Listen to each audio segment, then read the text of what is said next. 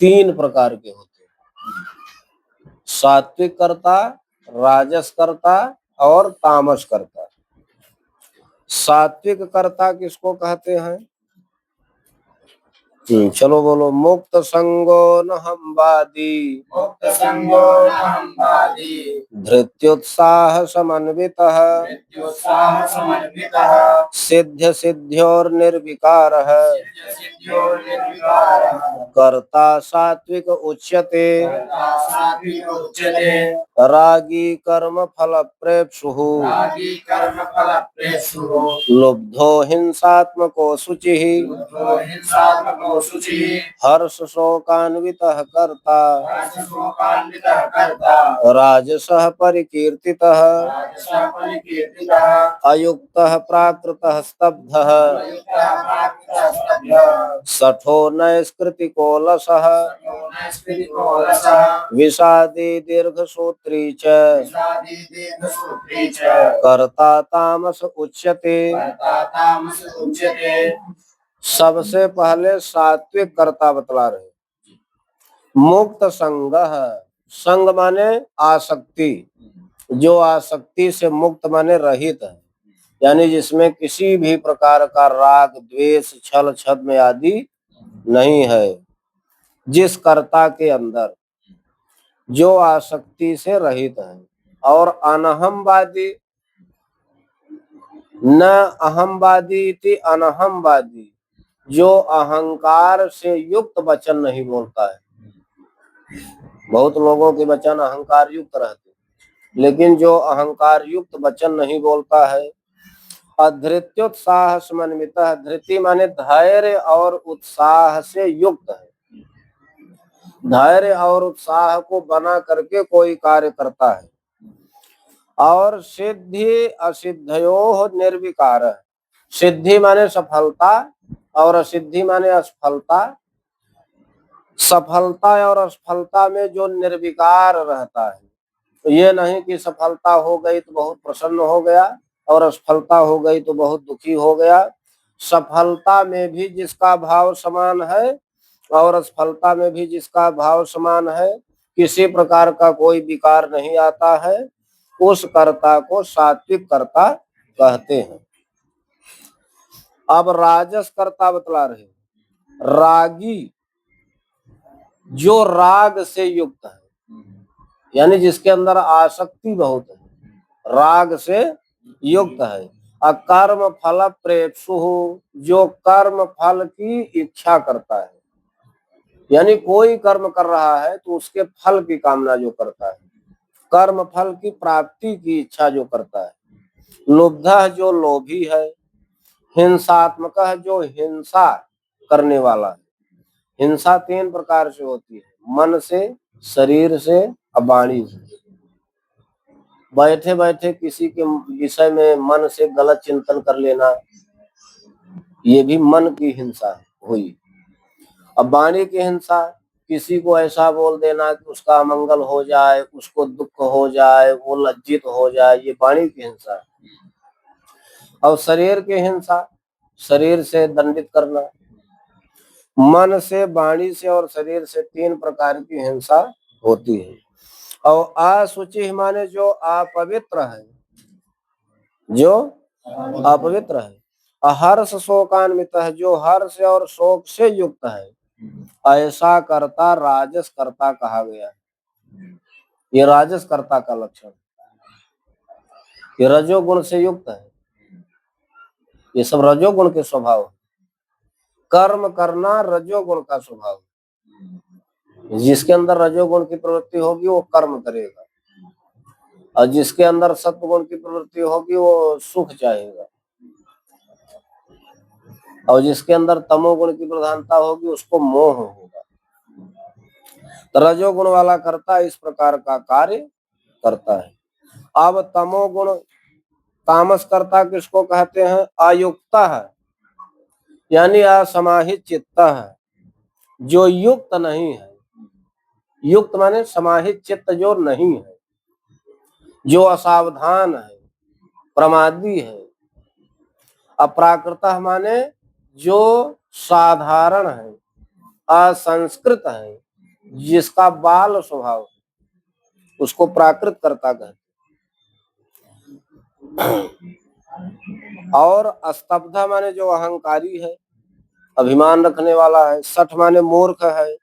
और नैष्कृतिक माने प्रवृत्ति छेदन पर है, जो दूसरे की जीविका नष्ट करने वाला है। अलसह माने जो आलसी है। विषादी माने जो दुख से युक्त है, शोक से युक्त है। और दीर्घ सूत्री माने किसी कार्य को जो मंद गति से धीरे धीरे करने वाला है, उसको दीर्घ सूत्री कहते। ये तामस कर्ता कहे जाते हैं। बुद्धेर्भेदं धृतेश्चैव गुणतस्त्रिविधं शृणु प्रोक्ष्यमानम् अशेषेण पृथक्त्वेन धनञ्जय प्रवृत्तिं च निवृत्तिं च कार्याकार्ये भयाभये बंधं मोक्षं च या वेत्ति बुद्धिः सा पार्थ सात्विकी यया धर्मम् अधर्मं च कार्यं चाकार्यमेव च अयथावत् प्रजानाति बुद्धिः सा पार्थ राजसी अधर्मं धर्ममिति या मन्यते तमसावृता सर्वार्थान् विपरीताश्च बुद्धिः सा पार्थ तामसी। अब श्री भगवान अपने नित्य वाणी में अर्जुन जी से कहते हैं कि हे धनंजय, बुद्धेह भेदम धृतेश्चैव, यानी बुद्धेह भेदम अधृतेश्च भेदम गुणतः त्रिविधम मया शृणु। बुद्धि के भेद को और धृति के भेद जो तीन तीन प्रकार के होते हैं, किसके अनुसार? गुणतः माने गुण के अनुसार। गुणों के अनुसार तीन प्रकार की बुद्धि और तीन प्रकार का धैर्य। अब इसके विषय में प्रोक्षमानम अशेषेण, मैंने जो संपूर्ण रूप से बतलाया है, अब उसको पृथक्त्वेन माने पृथक पृथक रूप से श्रवण करो। बुद्धि के भी तीन भेद गुण के अनुसार होते हैं, और धृति माने धैर्य के भी तीन भेद गुण के अनुसार होते हैं। संपूर्ण रूप से मेरे द्वारा बताए जाने पर अब आप उनको अलग अलग श्रवण करो। तो सबसे पहले बुद्धि का तीन भेद बतला रहे हैं, यानी सात्विक बुद्धि, राजस बुद्धि और तामस बुद्धि। सात्विक बुद्धि क्या है? बहुत गंभीर प्रश्न है, बहुत उत्तम प्रश्न है। सात्विक बुद्धि क्या है? यहाँ बता रहे हैं कि प्रवृत्तिम च निवृत्तिम च कार्याकार्ये भयाभये बंधम मोक्षम च या वेत्ति बुद्धि सा पार्थ सात्विकी। यानी या बुद्धि, जो बुद्धि, या वेत्ति जो जानती है, जो बुद्धि जानती है। किसको किसको जानती है? प्रवृत्ति को जानती है, निवृत्ति को जानती है, कार्य को जानती है, अकार्य को जानती है, भय को जानती है, अभय को जानती है, बंधन को जानती है और मोक्ष को जानती है। यहाँ कुल कितने जोड़ा हुए? 4 ही जोड़ा। ध्यान देना, कितने जोड़ा हुए? एक जोड़ा प्रवृत्ति निवृत्ति का हो गया, दूसरा जोड़ा कार्य अकार्य का हो गया, तीसरा जोड़ा भय अभय का, और चौथा बंधन मोक्ष का। इन सबको जो बुद्धि जानती है, हे पार्थ, उसको सात्विक बुद्धि कहते हैं। केवल सात्विक बुद्धि की ये क्षमता है कि वो प्रवृत्ति माने कर्म मार्ग, प्रवृत्ति माने कर्म मार्ग को भी जानती है, और निवृत्ति माने मोक्ष मार्ग। प्रवृत्ति मार्ग में कौन संस्थित थे? महाराजा जनक जी। महाराजा जनक जी प्रवृत्ति मार्ग में थे। महाराजा जनक जी गृहस्थ में रहते हुए भी फल और आसक्ति को त्याग करके वो जो है भगवत अर्पण बुद्धि से कर्म करते थे। महाराजा जनक जी, उनका प्रवृत्ति मार्ग था, और श्री सुखदेव स्वामी का और सनकादियों का निवृत्ति मार्ग था। इनका कौन सा मार्ग था? श्री सुखदेव स्वामी और सनकादि देहाभिमान को छोड़ करके सच्चिदानंद घन परमात्मा का ध्यान करते थे, इसलिए वो मोक्ष मार्ग में थे। संसार से सर्वथा उनका उपराम था, इसलिए श्री सुखदेव स्वामी का और सनकादियों का निवृत्ति मार्ग है। निवृत्ति मार्ग माने मोक्ष मार्ग। तो अब प्रवृत्ति को और निवृत्ति को सात्विक बुद्धि निर्णय में ले पाती है। और कार्य अकार्य का क्या करना है, क्या करणीय है, क्या नहीं करना है, क्या अकरणीय है, किससे भय है, किससे अभय है, किससे बंधन है, किससे मोक्ष है, इन सब बातों का निर्णय सात्विक बुद्धि करती है। तो यहाँ 4 जोड़ा प्रवृत्त है, जिनमें से मुख्य जोड़ा भय और अभय का है। देखो, जब कोई प्रवृत्ति मार्ग में लगेगा तो उसको भय होगा, और जब निवृत्ति मार्ग में लगेगा तो उसको अभय होगा। ठीक, जब कोई कार्य करेगा तो उसको भय होगा, और कार्य करेगा ही नहीं तो उसको अभय होगा, माने सकाम कर्म। और जब कोई बंधन में रहेगा तो उसको भय होगा, और मोक्ष में रहेगा तो उसको अभय होगा। यानी भय और अभय से ये सब कार्य होते हैं। यहाँ मुख्य क्या है? भयाभय। भयाभय का जो जोड़ा है, भयम च अभयं चेति भया भये, ये जोड़ा मुख्य है। इसी जोड़ा के कारण ये सब कार्य होते हैं। इन सब का यथोचित निर्णय सात्विक बुद्धि करती है। यहाँ 30वें श्लोक से लेकर के अब 35वें श्लोक तक लगातार 6 बार पार्थ पार्थ पार्थ आया। देखो, यहाँ भी अर्जुन का नाम पार्थ आया। 30वां श्लोक है ना। अब 31वें श्लोक में जहाँ राजसी बुद्धि के विषय में भगवान बतला रहे हैं अर्जुन जी से, वहां भी पार्थ। यया धर्मम अधर्मम च, यया से मतलब यया बुद्धिया, जिस बुद्धि के द्वारा धर्म अधर्म को, कार्य अकार्य को अयथावत प्रजानाति, यानी जिस बुद्धि के द्वारा मनुष्य धर्म अधर्म को, कर्तव्य अकर्तव्य को अयथावत प्रजानाति, यथार्थ रूप से नहीं जानता। यानी जिस बुद्धि के द्वारा मनुष्य क्या धर्म है, क्या अधर्म है, क्या करणीय है, क्या अकरणीय है, इसको यथोचित ढंग से नहीं जानता, वही हे पार्थ राजसी बुद्धि है। वही क्या है? राजसी बुद्धि। अब तामसी बुद्धि क्या है? अधर्मम धर्मम इति, अधर्म को ही धर्म मान लेना, अधर्म को ही धर्म मान लेना। या मन्यते तमसावृता, तमोगुण से आवृत होकर के, तमोगुण से घिरी हुई जो बुद्धि अधर्मम धर्मम इति मन्यते, अधर्म को ही धर्म मान लेती। और इतना ही नहीं, सर्वार्थान विपरीतास्य, सभी अर्थ माने प्रयोजनों को, सभी विषयों को जो विपरीत ढंग से जानती। जैसे आत्मा को और शरीर को जो बुद्धि विपरीत मान लेती है, यानी आत्मा को जो अनात्मा मान लेता है, आत्मा नित्य है उसको जो अनित्य मान लिया, आत्मा शुद्ध है उसको जो अशुद्ध मान लिया, आत्मा मुक्त है उसको जो बंधन युक्त मान लिया, आत्मा निर्विकार है उसको जो विकारी मान लिया। तो ये क्या है? विपरीत बुद्धि है। और उसी प्रकार शरीर को, शरीर अनित्य है उसको नित्य मान लिया, शरीर अशुद्ध है उसको शुद्ध मान लिया, शरीर विकारी है उसको निर्विकार मान लिया,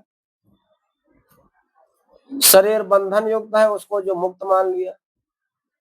यही क्या है? सर्वार्थान विपरीता से, सभी विषयों को जो विपरीत मान लेता है, यानी आत्मा का धर्म शरीर में मान लिया, शरीर का धर्म आत्मा में मान लिया, ये तमोगुणी बुद्धि है। ऐसा तमोगुण के कारण होता है। जो तमोगुण से युक्त जिसकी बुद्धि रहती है उसको हर काम उल्टा ही लगता है, उसको हर काम। तो ये तो हो गया 3 प्रकार की बुद्धि, सात्विक बुद्धि, राजसी बुद्धि, तामसी बुद्धि। अब 3 प्रकार की धृति होती है, सात्विकी धृति, राजसी धृति, तामसी धृति। धृत्या यया धारयते मनः प्राणेन्द्रिय क्रियाः योगेनाव्यभिचारिण्या धृतिः सा पार्थ सात्विकी यया तु धर्म कामार्थान् धृत्या धारयते अर्जुन प्रसंगेन फलाकांक्षी धृतिः सा पार्थ राजसी यया स्वप्नं भयं शोकं विषादं मदमेव च न विमुञ्चति दुर्मेधा धृतिः सा पार्थ तामसी। इन तीनों श्लोकों में भी लगातार पार्थ पार्थ पार्थ आया। 30 से लेकर के 35 श्लोक तक 6 बार पार्थ शब्द आया, ध्यान देना। हे पार्थ, सात्विकी धृति क्या है? धृत्या यया धारयते, यया धृत्या, जिस धृति के द्वारा, धारयते माने धारण किया जाता है, क्या क्या? मन की, प्राण की, इंद्रियों की क्रियाएं, जिस धृति के द्वारा मन की क्रियाएं, प्राण की क्रियाएं, इंद्रिय की क्रियाएं धारण की जाती हैं, वो भी कैसे? योगेनाव्यभिचारिण्या, अव्यभिचारिणी योग के द्वारा। अव्यभिचारिणी योग क्या है? अव्यभिचारिणी योग माने निरंतर योग के द्वारा, यानी निरंतर जो है, जिस धृति के द्वारा मन की क्रियाएं, प्राण की क्रियाएं और इंद्रिय की क्रियाएं धारण की जाती हैं, हे पार्थ, उसको सात्विकी धृति कहते हैं। अयया तो धर्म कामार्थान धृत्या धारयते अर्जुन, हे अर्जुन, यया, यया से यहाँ धृत्या को लेना, यया धृत्या, जिस धृति के द्वारा धर्म, काम और अर्थ, यया के बाद देखो यहाँ धृत्या लिखा है ना, यया धृत्या, जिस धृति के द्वारा धर्म, काम और अर्थ को धारण किया जाता है, धर्म को, काम को और अर्थ को धारण किया जाता है। कैसे? प्रसंगेन, आसक्ति पूर्वक, यानी जिस धृति के द्वारा आसक्ति पूर्वक कोई धर्म का काम करता है, कोई कामना करता है, कोई अर्थ की सिद्धि की इच्छा करता है, और फलाकांक्षी, फल की आकांक्षा करता है। जब भाई आसक्ति रखोगे तो इसका मतलब है कि फल की आकांक्षा रहेगी। तो हे पार्थ, उसको राजसी धृति कहते। ये कैसी धृति है? और यया स्वप्नम भयम शोकम विषादम मदमेव च न विमुञ्चति दुर्मेधा धृति सा पार्थ तामसी। हे पार्थ, तामसी धृति क्या है? बोले दुर्मेधा, यानी जो दुर्बुद्धि है उसकी तामसी धृति होती है, दुर्बुद्धि की तामसी धृति होती है। यया माने यया धृत्या, जिस धृति के द्वारा स्वप्न को, भय को, शोक को, विषाद माने दुख को, मद माने अहंकार को, जो दुर्बुद्धि न विमुंचत, नहीं छोड़ पाता। स्वप्न देख लिया, बस उसी चक्कर में पड़ा है, छोड़ नहीं पा रहा है। जिस धृति के द्वारा दुर्बुद्धि स्वप्न को, भय को, शोक को, विषाद को, मद को छोड़ नहीं पाता, हे पार्थ, उसे तामसी धृति कहते हैं। अब जो है सुख के विषय में बतला रहे श्री भगवान अर्जुन जी से। सुखम त्विदानीं त्रिविधम सुखं तिदानीं त्रिविधम् शृणु मे भरतर्षभ भरतर्षभ अभ्यासाद् रमते यत्र अभ्यासात् रमते यत्र दुःखान्तं च निगच्छति दुःखान्तं च निगच्छति यत्तदग्रे विषमिव यत्तदग्रे विषमिव परिणामे मृतोपमम् परिणामे मृतोपमम् तत्सुखं सात्विकं प्रोक्तम् तत्सुखं सात्विकं प्रोक्तम् आत्मबुद्धि प्रसादजम् आत्मबुद्धिप्रसादजम् विषयेन्द्रिय संयोगात् विषयेन्द्रिय संयोगात् यत्तदग्रे मृतोपमम् यत्तदग्रे मृतोपमम् परिणामे विषमिव परिणामे विषमिव तत्सुखं राजसंस्मृतम् तत्सुखं राजसंस्कृतम् यदग्रे चानुबन्धे च यदग्रे चानुबन्धे च सुखं मोहनमात्मनः सुखं मोहनमात्मनः निद्रालस्य प्रमादोत्थम् निद्रालस्य प्रमादोत्थम् तत्तामसमुदाहृतम्। तामसमुदाहृतम् 3 प्रकार के सुख भगवान बतला रहे हैं। 3 प्रकार का सुख भी होता है, सात्विक सुख, राजस सुख और तामस सुख। सुखम तो इदानीं त्रिविधम में शृणु भरतर्षभ। हे भरतवंशियों में श्रेष्ठ अर्जुन, इदानीं माने समय, त्रिविधम सुखम में शृणु, 3 प्रकार के सुख को मुझसे श्रवण करो। सुख भी 3 प्रकार के। और अभ्यासात रमते यत्र, सेवा आदि के अभ्यास से रमण करता है सुख के लिए। कोई सुख के लिए अभ्यास से रमण करता है। अब इसलिए रमण करता है कि दुखांतम च निगच्छति, हमारे दुख की समाप्ति हो जाएगी, हमको सुख मिलेगा। इसलिए वो सेवा आदि का अभ्यास करता है और उसमें रमण करता है सुख के चक्कर में और दुख की समाप्ति के चक्कर में। अब 3 प्रकार के जो सुख होते हैं, तो सबसे पहले सात्विक सुख बतला रहे हैं। यत्तत् अग्रे विषमिव, जो सुख होता है ना वो पहले पहल, यत्तत् अग्रे, अग्रे माने पहले पहल, तो वो विषमिव, विष के समान लगता है। सुख ऐसे नहीं मिलता है, पहले पहल वो विष के समान लगता है। अब परिणामे मृतोपमम, लेकिन उसका जो परिणाम होता है वो अमृतोपमम, अमृत के उपमा वाला, यानी अमृत के समान होता है, यानी उसका परिणाम अच्छा होता है, फल उसका। जैसे उदाहरण के लिए क्या है कि किसी को स्नान आदि करना है ठंडी के महीने, तो उसको स्नान करना विषय लगेगा। या शुरू में पढ़ाई लिखाई करनी है, अबोध बालक है, तो उसको विष के समान लगता है पढ़ाई लिखाई। यानी जितने भी सुख के प्राप्ति के साधन के कार्य हैं वो प्रारंभ में जहर के समान लगते हैं, लेकिन बाद में उसका परिणाम, पढ़ाई, अच्छी पढ़ाई करने के बाद IAS हो गया, PCS हो गया, अनेकानेक संस्थानों में वो कार्यरत हो गया, अच्छी पद प्रतिष्ठा को प्राप्त कर लिया, उसका जीवन सफल हो गया, तो परिणाम में जो अमृत के समान है, लेकिन पहले पहल जो विष के समान है, तत्सुखम सात्विकम प्रोक्तम, उसे ही सात्विक सुख कहा गया है। आत्म बुद्धि प्रसादजम, सात्विक सुख अपनी बुद्धि की प्रसन्नता से उत्पन्न होता है। सात्विक सुख अपने बुद्धि की प्रसन्नता से उत्पन्न होता है।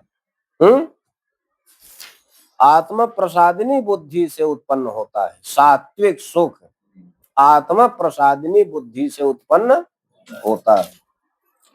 अब राजस सुख क्या है? विषयेन्द्रिय संयोगात् जब तदग्रे मृतोपमम्, विषय और इंद्रिय के संयोग से राजस सुख के चक्कर में लोग पड़ते हैं। विषय और इंद्रिय के संयोग से राजस सुख के चक्कर में पड़े हुए लोगों का अग्रे माने पहले पहल अमृतोपमम, अमृत के समान आनंद लगता है, लेकिन परिणामे विषमिव, परिणाम उसका जहर के समान लगता है। शुरू में तो बिल्कुल अमृत के समान आनंद मिलेगा, क्यों? क्योंकि उनको इंद्रिय प्रीति है, अब विषय सुख चाहिए, तो विषय और इंद्रिय के संयोग से, जैसे मीठा खाना खूब, रसगुल्ला खाना, तो उनको ये नहीं पता है कि हम खूब चबक रहे हैं तो हमको शुगर भी होगा। पहले तो बहुत अच्छा लगता है अमृत के समान। एसी में रहना,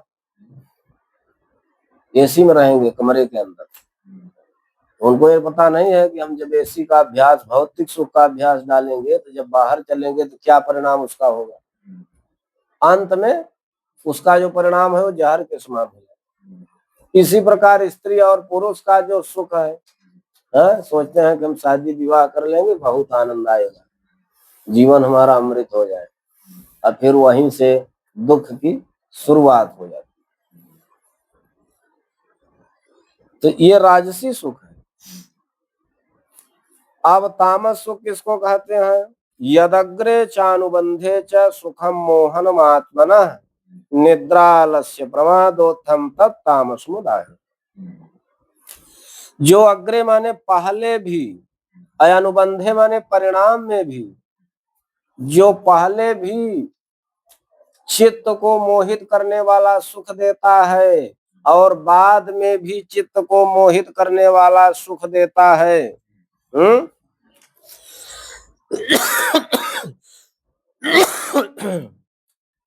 जिसके कारण निद्रा आती है, आलस्य आता है, प्रमाद होता है। निद्रा, आलस्य और प्रमाद से उत्पन्न मोहनम सुखम आत्मनः मोहनम सुखम, जो आत्मा को मोहित करने वाला सुख है उसको तामस सुख कहा गया। आत्मा को मोहित करने वाला निद्रा है, माने निद्रा से उत्पन्न, आलस्य से उत्पन्न और प्रमाद से उत्पन्न आत्मा को मोहित करने वाला जो सुख है, जो पहले भी और परिणाम में भी मोहित करने वाला है, तत्तामस मुदाहृतम, उसको तामस सुख कहा गया है। ठीक। न तदस्ति पृथिव्यां वा दिवि देवेषु वा पुनः सत्वं प्रकृतिजैर्मुक्तं यदेभिः स्यात् त्रिभिर्गुणैः। न तदस्ति पृथिव्यां वा, इस पृथ्वी पर ऐसा कोई नहीं है, दिवी स्वर्गलोक में ऐसा कोई नहीं है, देवेश देवताओं में ऐसा कोई नहीं है, देवेश हुआ पुनः, पुनः देवताओं में भी ऐसा कोई नहीं है। सत्वम प्रकृतिजैर मुक्तम यदेभिः स्यात् त्रिभिर्गुणैः, कोई भी ऐसा सत्व माने प्राणी, पृथ्वी लोक में कोई ऐसा प्राणी नहीं है, स्वर्गलोक में कोई ऐसा प्राणी नहीं है, अथवा देवताओं में कोई ऐसा प्राणी नहीं है जो ये भी प्रकृतिजैहि त्रिभिः गुणैहि, इन प्रकृति से उत्पन्न तीनों गुणों से युक्त न हो। प्रकृति के जो तीन गुण हैं, सत्वगुण, रजोगुण, तमोगुण, इन्हीं सत्वगुण, रजोगुण और तमोगुण के कारण अनेक प्रकार के सुख दुख होते हैं। और इन्हीं तीनों गुणों के कारण जो है आसक्ति होती है। ये माया के गुण हैं तीनों, हैं तो दोष युक्त, लेकिन इनमें दिखाई देता है गुण युक्त। माया का जो गुण है वो दोष से युक्त है। भगवान ने गीता के 7वें अध्याय में कहा ना कि दैवी ह्येषा गुणमयी मम माया दुरत्या, मेरी माया बहुत ही दुरत्यय है, माने कठिनाई से पार की जाने वाली है। क्यों? क्योंकि है तो ये सदोषा, दोष से युक्त है, लेकिन लगती है गुणमयी। माया के गुण है ये सत्वगुण, रजोगुण, तमोगुण। अब इसी माया के गुण के कारण जो है क्या लगता है कि तिल समान तो गाय है, अब बछड़ा 9 हाथ, अब मटकी भरी भरी दोह लिया, पूंछ 18 हाथ।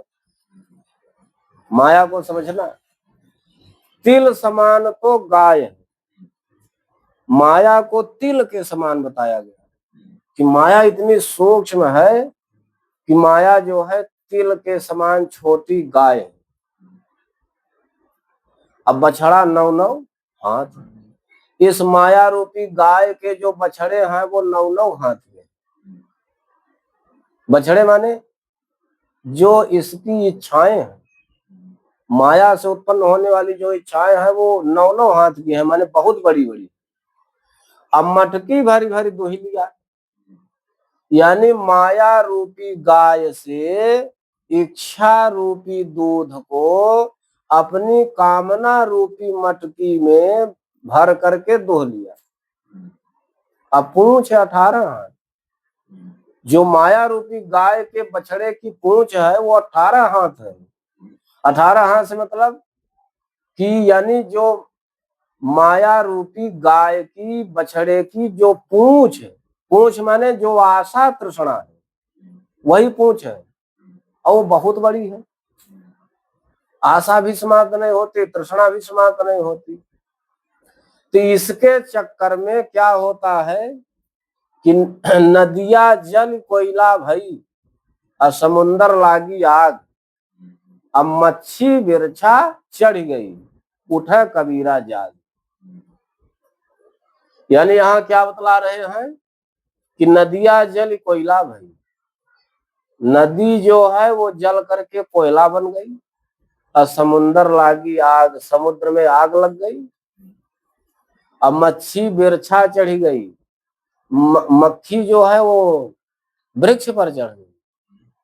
और उठे कबीरा जाग, अरे कबीर उठ करके जाग करके देखो क्या हालात है माया की। माने कबीर जब उठ करके जगा और देखा तो ये क्या हुआ कि नदी जल करके कोयला बन गई और समुद्र में आग लग गई। अब मक्खी जो है वो वृक्ष पर चढ़ गई। तो यहाँ क्या तात्पर्य हुआ, कौन सी नदी जल गई? विषय रूपी नदी जल गई। अब विषय रूपी नदी कब जलती है? बोले समुद्र लागी आग, हृदय को समुद्र कहा गया। हृदय रूपी समुद्र में जब ज्ञान की आग लगती है या विरह की आग लगती है तो विषय वासना रूपी जो नदी है वो जल करके खाक हो जाती है। क्या हो जाती है? जल करके खाक हो जाती है। अब मक्खी बिरछा चढ़ी गई, तब क्या होता है? मक्खी माने जीव रूपी मच्छी, जीव रूपी मक्खी वृक्ष पर चढ़ गई, यानी परमात्मा से संगत हो गई, ब्रह्मरंध्री से सहस्रार चक्र को प्राप्त हो गई। यानी ये जीव जो है फिर क्या करता है? ये परमात्मा को प्राप्त कर लेता है। लेकिन ऐसा कब होता है? जब कोई माया रूपी निद्रा से जाग जाता है, अपने को सावधान कर लेता है। तो जितने भी पृथ्वी पर स्वर्गलोक में या देवताओं में जितने भी माने कोई ऐसा प्राणी नहीं है जो माया के इन 3 गुणों से युक्त न हो। ठीक, अब जो है सब चारों वर्णों के कर्म बतला रहे हैं। ब्राह्मण क्षत्रिय विषाम शूद्राणांच परंतप कर्माणि प्रविभक्तानि स्वभाव प्रभवैर्गुणैः समोदमस्तपः शौचम् क्षान्तिरार्जवमेव च ज्ञानं विज्ञानमास्तिक्यम् ब्रह्म कर्म स्वभावजम् शौर्यं तेजो धृतिरदाक्ष्यम् युद्धे चाप्यपलायनम् दानम् ईश्वर भावश्च छात्रं कर्म स्वभावजम्। कृषि गौरक्ष वाणिज्यम संरक्षवाणिज्यं वैश्य कर्म स्वभावजम वैश्यकर्म स्वभावजं परिचर्यात्मकं कर्म परिचयात्मकं कर्म शूद्रस्यापि स्वभावजम। शूद्रस्यापि स्वभावजं ब्राह्मण क्षत्रिय विषाम, ब्राह्मण हो, क्षत्रिय हो, वैश्य हो, शूद्राणांच परंतप। हे परंतप, शत्रुओं को संतप्त करने वाले अर्जुन, चाहे ब्राह्मण हो, क्षत्रिय हो, वैश्य हो, शूद्र हो, कर्माणि प्रविभक्तानि, उनके कर्म बांटे गए हैं। और किस प्रकार से बांटे गए हैं? स्वभाव प्रभवैर गुणैः, दो तालिका से बांटे गए। स्वभाव से, स्वभाव के द्वारा और गुणों के द्वारा। स्वभाव से उत्पन्न गुणों के द्वारा, स्वभाव प्रभवैः गुणैः, स्वभाव से उत्पन्न होने वाले गुणों के द्वारा ब्राह्मण, क्षत्रिय, वैश्य, शूद्र के कर्म बांटे गए। ये जाति जो है, वर्ण व्यवस्था जो है, भगवान ने चौथे अध्याय में अर्जुन जी से कहा ना कि चातुर्वर्ण्यम मया सृष्टम गुण कर्म विभाग से। सबसे पहले ये जातिगत व्यवस्था भगवान के द्वारा, भगवान श्री कृष्ण के द्वारा बनाई गई, गुण और कर्म के अनुसार बनाई गई। बाद में यही वंश का आधार हो गया कि भाई जिस वंश में जिसका जन्म हुआ है वो ब्राह्मण है, वो क्षत्रिय है, वो वैश्य है, वो शूद्र है। अब इस पर कोई टिप्पणी करे, ये कह दे कि नहीं ब्राह्मणों ने बनाया, जातिगत व्यवस्था ब्राह्मणों ने, पंडितों ने बनाया, तो ये गलत है। यहाँ भी भगवत गीता में भी बतला रहे हैं कि स्वाभाविक गुणों के द्वारा ब्राह्मण, क्षत्रिय, वैश्य, शूद्र के कर्म बांटे गए हैं और इसी के अनुसार उनकी जातिगत व्यवस्था निश्चित की गई। ब्रह्म कर्म स्वभावजम, स्वभाव से उत्पन्न होने वाला ब्राह्मण का कर्म क्या है? तो सम, सम माने मनोनिग्रह, और दम, दम माने इंद्रिय निग्रह, जो मन को संयमित करे, इंद्रियों को संयमित करे। और तपह, तपह माने एकाग्रता से जो धर्म पालन करे, धर्म के लिए जो कष्ट सहे। यहाँ तप से तात्पर्य क्या हुआ? एकाग्रता से धर्म पालन के लिए जो कष्ट सहे, ऐसा तप। और शौच माने पवित्रता, बाहरी पवित्रता और भीतरी पवित्रता। बाहरी पवित्रता क्या है? स्नान आदि करना, संध्या बंदन आदि करना। और आंतरिक पवित्रता क्या है?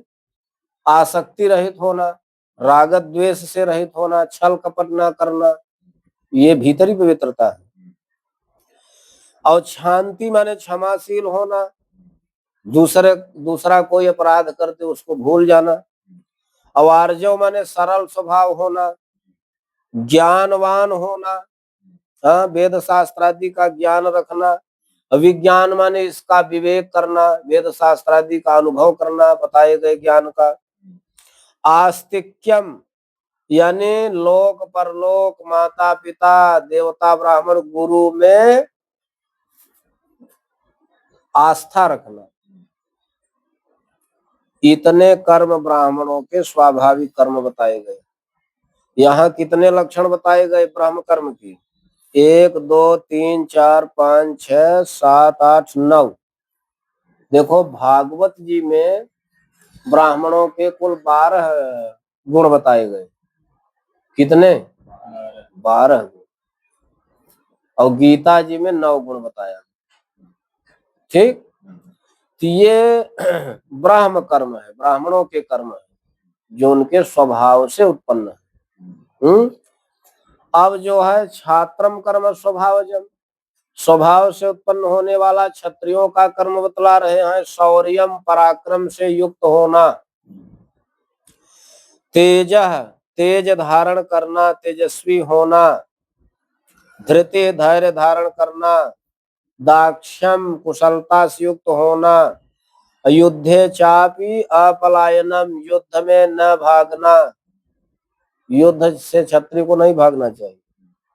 दानम दान देना, दानशील होना, ऐश्वर भावश्च उनमें आधिपत्य का भाव कि हाँ हम क्षत्रिय हैं तो हम अधिकार करते हैं, हम रक्षा करते हैं तो हम सबके आधिपत्य को भी स्वीकार करते हैं। ईश्वर भाव इसी को कहते हैं। ये क्षत्रियों के स्वाभाविक कर्म हैं। अब जो है वैश्यों का स्वभाव से उत्पन्न होने वाला कर्म, कृषि गौरक्ष वाणिज्यम, कृषि करना, गायों की रक्षा करना, अब वाणिज्य माने व्यापार करना। ये प्रधान रूप से पहले जो है यही वैश्य का यही मुख्य 3 काम है। खेती करना, गोरक्षा करना, अब व्यापार करना।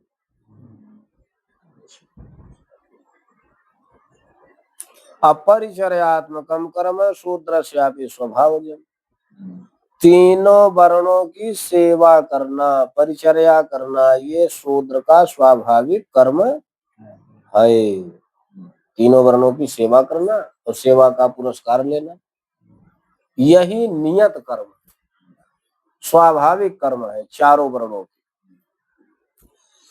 जो अपने वर्ण आश्रम धर्म के अनुसार कार्य करते हैं उनकी कहीं से भी पराजय नहीं होती, कहीं से भी उनको विषाद नहीं होता, कहीं से उनका कार्य रुकता नहीं।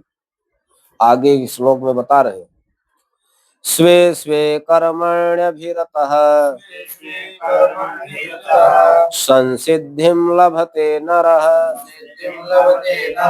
स्वकर्म निरतः सिद्धिं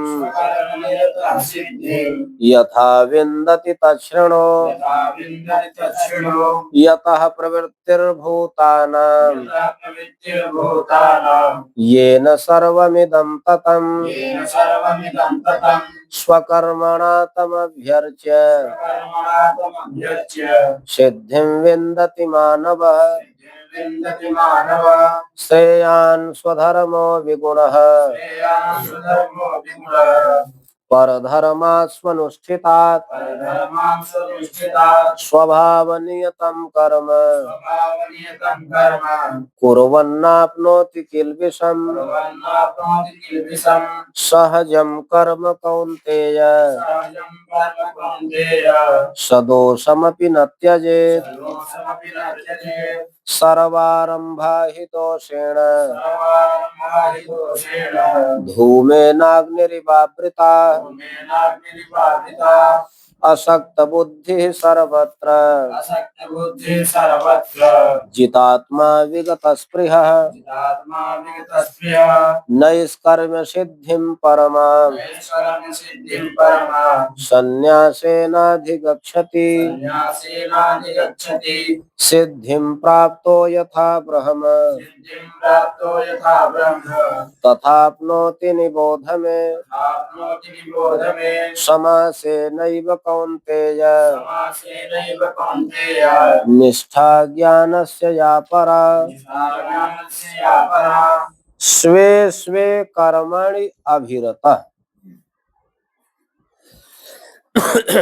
स्वे स्वे कर्मणि यानी अपने अपने कर्म में, यानी अपने अपने वर्ण धर्म और आश्रम के कर्म में। अभिरता माने अच्छे प्रकार तल्लीन हो करके जो कार्य करते हैं, अर्थात जो वर्णाश्रम धर्म का कार्य करते हैं। जो मनुष्य वर्णाश्रम धर्म का कार्य करता है स नरः संसिद्धिं लभते, सम्यक सिद्धिं लभते, उसको अच्छी प्रकार से सफलता, सिद्धि माने सफलता मिलती है, वो अपने हर कार्य में सफल होता है। अस्वकर्म निरता सिद्धिं यथा विन्दति तच्छृणु, अपने वर्णाश्रम धर्म के कर्म में जो लगा रहता है वो जिस प्रकार से सफलता को यथा सिद्धिं विन्दति, जिस प्रकार से सफलता को प्राप्त करता है, हे पार्थ तत्शृणु, उसे श्रवण करो। अब यहाँ बतला रहे हैं कि यतः प्रवृत्तिर्भूतानां, भूतानां यतः प्रवृत्ति, यतः माने परमात्मा, जिन परमात्मा से प्राणियों की प्रवृत्ति होती है। किसकी प्रवृत्ति? कार्य करने की। उन्हें परमात्मा के कारण प्राणियों की कार्य करने की प्रवृत्ति होती है। अयेन सर्वमिदं ततम्, जिन परब्रह्म परमात्मा के द्वारा इदम प्रत्यय गोचर सारा संसार, ततम माने व्याप्तम, व्याप्त है। उन्हीं की प्रेरणा से लोगों में कर्म की प्रवृत्ति होती है, उन्हीं के द्वारा ये सारा संसार व्याप्त है। अस्वकर्मणा तमभ्यर्च्य, ऐसे स्वाभाविक कर्म के द्वारा, स्वाभाविक कर्म को करने के द्वारा जो ऐसे परमात्मा की अभ्यर्चना करते हैं, सेवा करते हैं, माने अपना काम भी करते हैं और परमात्मा का यजन आदि भी करते हैं, अपने अपने वर्णाश्रम धर्म में रह करके। ये बहुत कीमती श्लोक है। यतः प्रवृत्तिर्भूतानां येन सर्वमिदं ततम् स्वकर्मणा तमभ्यर्च्य सिद्धिं विन्दति मानव। मनुष्य को कैसे सफलता मिलती है? यह मान करके कि जिन परमात्मा से प्राणियों के कार्य करने की प्रवृत्ति बनती है और जिन परमात्मा के द्वारा इदम प्रत्यय गोचर ये सारा संसार व्याप्त है, ऐसे परमात्मा की अभ्यर्चना अपने अपने वर्णाश्रम धर्म के अनुसार कर्म करके करनी चाहिए, तो मनुष्य को सफलता की प्राप्ति होती है। और स्वधर्म पालन कितना आवश्यक है, यहाँ गीता जी में बतला रहे हैं। श्रेयान स्वधर्मो विगुण, स्वधर्म विगुणा, विगुण श्रेयान। अपना धर्म अगर विगुण है, गुण रहित भी है, यहाँ विगुण से तात्पर्य कम गुण वाला। अगर अपना धर्म कम गुण वाला भी है तो भी वो श्रेयान, श्रेष्ठ है। पर धर्मात् स्वनुष्ठितात्, दूसरे का धर्म, दूसरे के धर्म का अनुष्ठान करने से अपना धर्म कोई अच्छी प्रकार कर ले, भले ही वो गुण रहित है यानी कम गुणों वाला है, लेकिन वो श्रेष्ठ होता है। दूसरे के धर्म के अनुष्ठान से अपना धर्म न्यून गुण वाला होने पर भी अधिक कल्याण को देने वाला होता है। और स्वभाव नियतम कर्म, स्वाभाविक जो नियत कर्म है, स्वभाव से उत्पन्न कर्म सबके बताए गए ना, तो जो स्वाभाविक नियत कर्म है उसको करता हुआ न केल्विषम आपनोति, किसी प्रकार के पाप की प्राप्ति नहीं होती। भाई हमारे स्वभाव का जो कर्म है उसको हम वर्णाश्रम धर्म के अनुसार कर रहे हैं तो किसी प्रकार का पाप भी नहीं लगता और वो कल्याणकारी धर्म भी है। हम अपने धर्म का, अपने सदाचरण का आचरण कर रहे हैं। सहजम कर्म कौन्तेय सदोषम अपि न त्यजेत। हे कुंती पुत्र, जो सहज कर्म है माने जो स्वाभाविक कर्म है, सदोषम अपि न त्यजेत, दोष युक्त होने पर भी उसको त्यागना नहीं चाहिए। जो स्वाभाविक कर्म है वो दोष युक्त होने पर भी उसको त्यागना नहीं चाहिए, उसको करना ही चाहिए। यानी जो जो स्वभाव का कर्म बतलाया गया है जिन जिन वर्णों का, वो भले दोष से युक्त हो लेकिन उसको त्यागना, क्योंकि सर्वारंभा ही दोषेण, जितने भी आरंभ माने कार्य है, सर्वारंभा माने सर्वाणि कार्याणि, सभी कार्य दोषेण युक्ता, दोष से युक्त है। कोई भी ऐसा कार्य नहीं है जो दोष से युक्त न हो। कार्य करोगे तो दोष उसमें निश्चित है।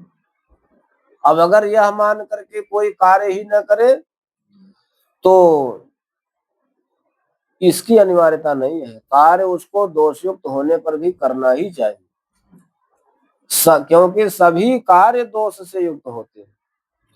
किस प्रकार? धूमे नाग्नि विवावृता, जैसे अग्नि धुएं से आवृत होती है कि नहीं होती? अग्नि अगर है तो उसमें धुआं निश्चित है, बिना धुआं के आग नहीं होती। जैसे अग्नि धुएं से आवृत है उसी प्रकार सभी कार्य दोष से आवृत है। इसलिए दोष युक्त भी होने पर भी जो सहज कर्म है, स्वाभाविक कर्म है, उसको त्यागना नहीं चाहिए।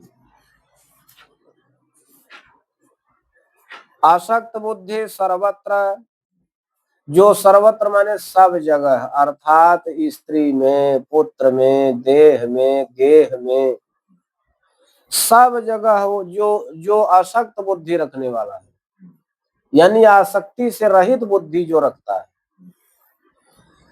जो सब जगह है आसक्ति से रहित बुद्धि वाला है, जितात्मा, जिसने अंतःकरण को जीत लिया है, यानी मन को एकाग्र कर लिया है, विगत स्पृहा, जो विषय भोगों से स्पृहा रहित हो गया है,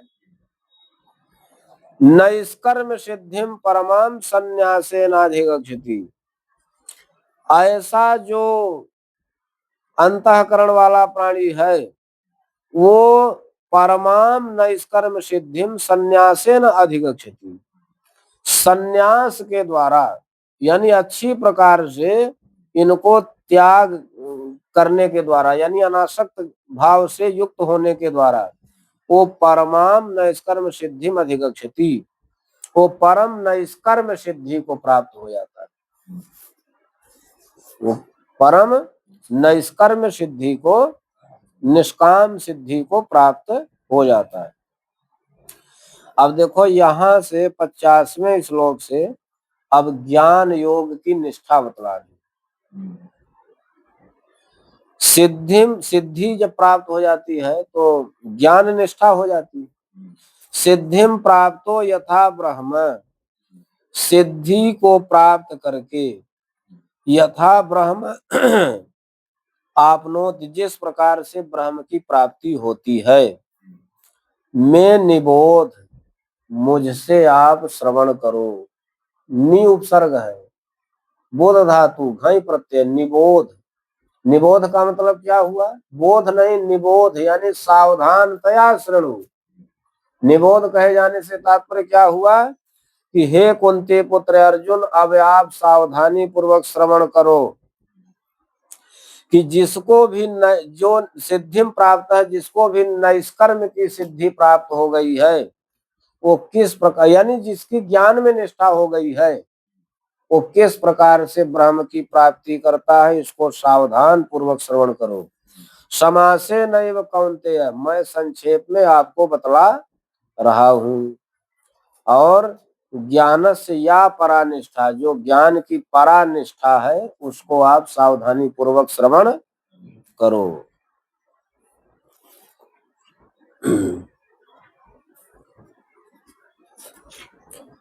बुद्ध्या विशुद्धया युक्तो धृत्यात्मानं नियम्य च शब्दादीन् विषयान् त्यक्त्वा रागद्वेषौ व्युदस्य च विविक्तसेवी लघवासी यत वाक्काय मानसः ध्यान योग परो नित्यम वैराग्यम समुपाश्रितः अहंकारं बलं दर्पं कामं क्रोधं परिग्रहं विमुच्य निर्ममः शांतो ब्रह्म भूयाय कल्पते ब्रह्मभूतः प्रसन्नात्मा न शोचति न कांक्षति समः सर्वेषु भूतेषु मद्भक्तिं लभते पराम्।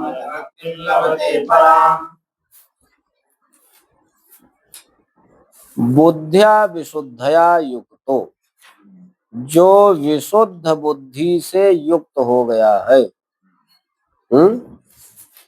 विशुद्ध बुद्धि से जो युक्त हो गया है, जो नैष्कर्म की सिद्धि प्राप्त कर लिया है, जिसकी ज्ञान में निष्ठा हो गई है, वो धृत्या आत्मानं नियम्य है, जो धृत्या माने धैर्य के द्वारा मन का निग्रह कर लिया, जो विशुद्ध बुद्धि को प्राप्त हो गया और धैर्य के द्वारा जो मन का निग्रह कर लिया, शब्दादीन विषयास त्यक्त्वा, जो शब्दादि विषयों को त्याग दिया, यानी शब्द रूप रस गंध स्पर्श के जो विषय हैं इनको जो त्याग दिया, रागत द्वेषो व्युदस्य च, जिसने राग और द्वेष को भी त्याग दिया।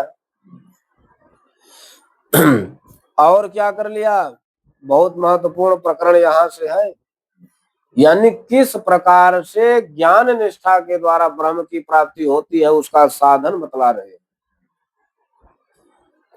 विशुद्ध बुद्धि के द्वारा, धैर्य के द्वारा जिसने मन का निग्रह कर लिया, शब्दादि विषयों को त्याग दिया, राग और द्वेष को भी व्योदस्य माने त्याग करके विविक्त सेवी, जो एकांत सेवी हो गया, यानी जन शून्य हो गया, जो बहुत लोगों से संपर्क नहीं करता, जो एकांत सेवन करता है, लघुवासी जो बहुत थोड़ा भोजन लेता है, एकांतवासो लघु भोजनादि, अमौनम निराशा करणावरोध, मुने रसौ संयमनम सडेते, चित्त प्रसादम जनयन्ति शीघ्र। मुनियों की वृत्ति में जो रहने लगा, एकांत का सेवन करता है, लघु आहार लेता है, यत माने संयमित कर लिया है, वाक माने वाणी को, काय माने शरीर को, मानस माने मन, मन और वाणी को जो संयमित कर लिया है, अध्यान योग परो नित्यम, जो नित्य प्रति भगवान के ध्यान में परायण हो गया, वैराग्यम समुपाश्रिता, जिसने वैराग्य का आश्रय ले लिया, और क्या कर लिया, अहंकारम बलम दर्पम कामम क्रोधम परिग्रह विमुक्ष्य, इतने चीजों को छोड़ दिया जिसने, अहंकार को, बल को, दर्प माने घमंड को, काम को, क्रोध को, अपरिग्रह माने संग्रह को, इतने चीजों को जिसने विमुक्ति माने छोड़ दिया, छोड़ करके निर्मम माने जो ममता रहित हो गया, यानी जिसको जो है देह गेह की आसक्ति नहीं है, और शांत है, जो शांत स्वभाव में हो गया, शांत बिल्कुल हो गया, जिसमें किसी प्रकार का हलचल नहीं होता, क्षोभ नहीं होता, जो किसी प्रकार से उद्विग्न नहीं होता, ऐसा साधक ब्रह्म भूयाय कल्पते, ब्रह्म भूयाय माने ब्रह्म साक्षात्काराय, कल्पते माने समर्थो भवति, ऐसा साधक ब्रह्म साक्षात्कार करने के लिए समर्थ हो जाता है। यानी ब्रह्म का साक्षात्कार सबको नहीं होता, किसको होता है, जिसने विशुद्ध बुद्धि के द्वारा धैर्य पूर्वक मन का निग्रह करके, शब्दादि विषयों को त्याग करके, राग द्वेष से रहित हो करके, जन शून्य हो करके, एकांत का सेवन करता हुआ, लघु आहार लेता हुआ, वाणी शरीर और मन को संयमित करके, नित्यम माने प्रतिदिन ध्यान योग में अवस्थित हो करके, वैराग्य का आश्रय लेकर के, अहंकार बल घमंड काम क्रोध संग्रह आदि को त्याग करके, ममता रहित हो करके, शांत स्वरूप में जो अवस्थित हो जाता है, वह ब्रह्म साक्षात्कार करने के लिए समर्थ हो जाता है, और वह जो है ब्रह्मभूत हो जाता है, यानी ब्रह्म स्वरूप ही हो जाता है ऐसा साधक। क्योंकि यह सिद्धांत है ब्रह्मविद ब्रह्मैव भवति, ब्रह्म को जानने वाला ब्रह्म ही हो जाता है, ब्रह्म को जानने वाला, हाँ, तो जो ब्रह्म भूतः प्रसन्नात्मा न सोचति न कांक्षति, समः सर्वेषु भूतेषु मद भक्तिम लभते पराम, जो ब्रह्म स्वरूप हो गया वह प्रसन्न आत्मा वाला हो गया। प्रसन्न आत्मा माने जिसका अंतःकरण बिल्कुल निर्मल हो गया, निर्मल अंतःकरण वाला ब्रह्म स्वरूप जो हो जाता है साधक, न सोचत न कांक्षति, न तो उसे न वह शोक करता है, न किसी चीज की आकांक्षा करता है। असमा सर्वेषु भूतेषु, वो चराचर के सभी प्राणियों में समदर्शन करने लगता है, उसकी सम बुद्धि हो जाती है। और ऐसा साधक मद भक्तिम लभते पराम, मेरी परा भक्ति को प्राप्त कर लेता है। भक्ति दो प्रकार की होती है, परा भक्ति अपरा भक्ति। जैसे ध्रुव आदि की भक्ति अपरा भक्ति, उन्होंने कामना से भगवान की भक्ति किया। लेकिन जो सब में समदर्शन देखता है, ब्रह्म को देखता है, चराचर के सभी प्राणियों में, जो कोई न शोक करता है न आकांक्षा करता है, जो निर्मल अंतःकरण वाला है, जिसका अंतःकरण बिल्कुल स्फटिक मणि के समान शुद्ध हो गया है, जो ब्रह्म स्वरूप है, वह भगवान की पराभक्ति को प्राप्त करता है। पराभक्ति में कोई कामना वो नहीं करता।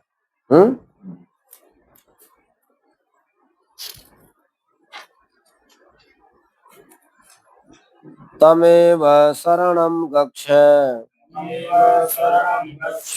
सर्वभावेन भारत,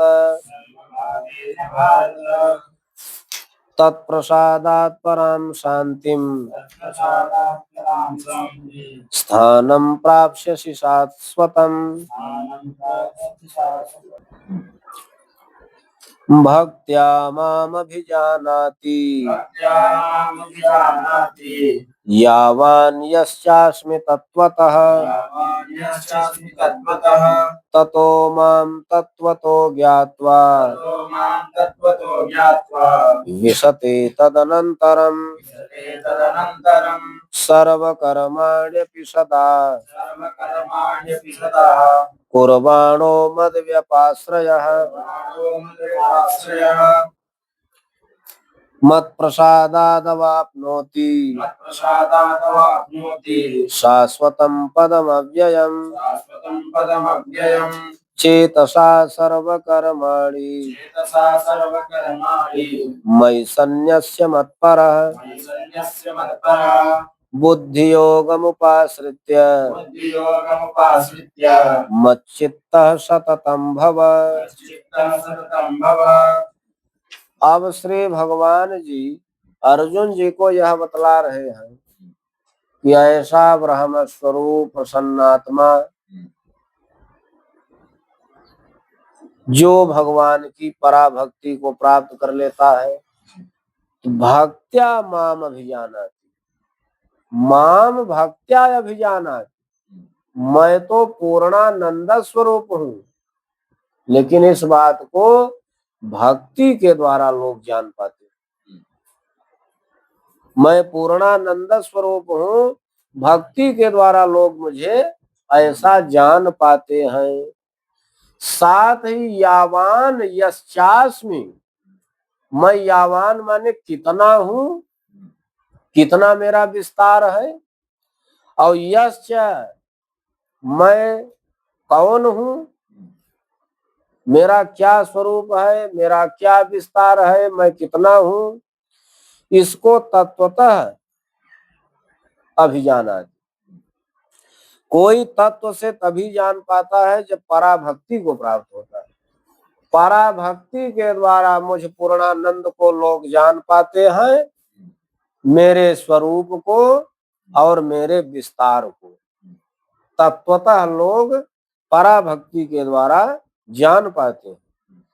अततो माम तत्वतो ज्ञात्वा, तत्पश्चात जब कोई तत्व से मुझे जान लेता है तो मुझे तत्व से जान करके मई विशते तदनंतरम, वो मुझ में ही प्रविष्ट हो जाता है।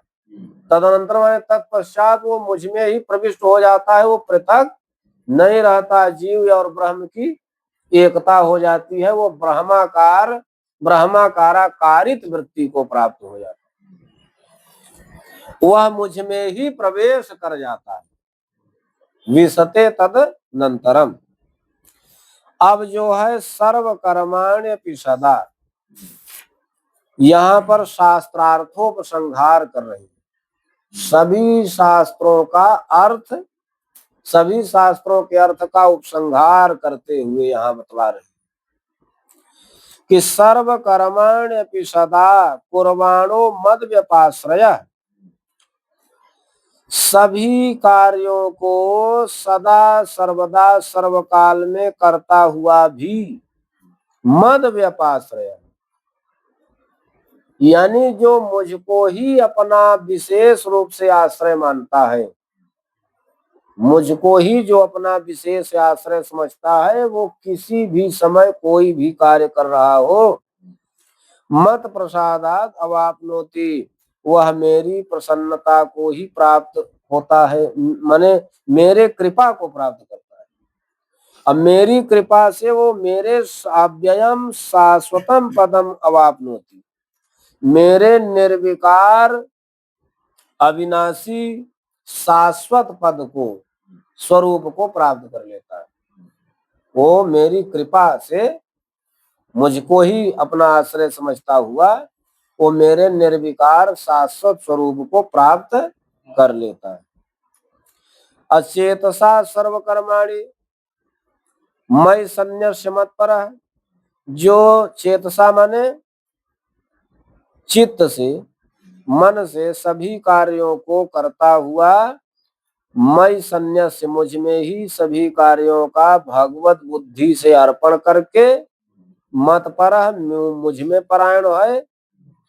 अबुद्धि योगम उपाश्रित्य, बुद्धि योगम माने जो विवेक बुद्धि के द्वारा समत्व योग का आश्रय लेकर के मत चित्तः, मुझ में ही अपने चित्त को लगाता है।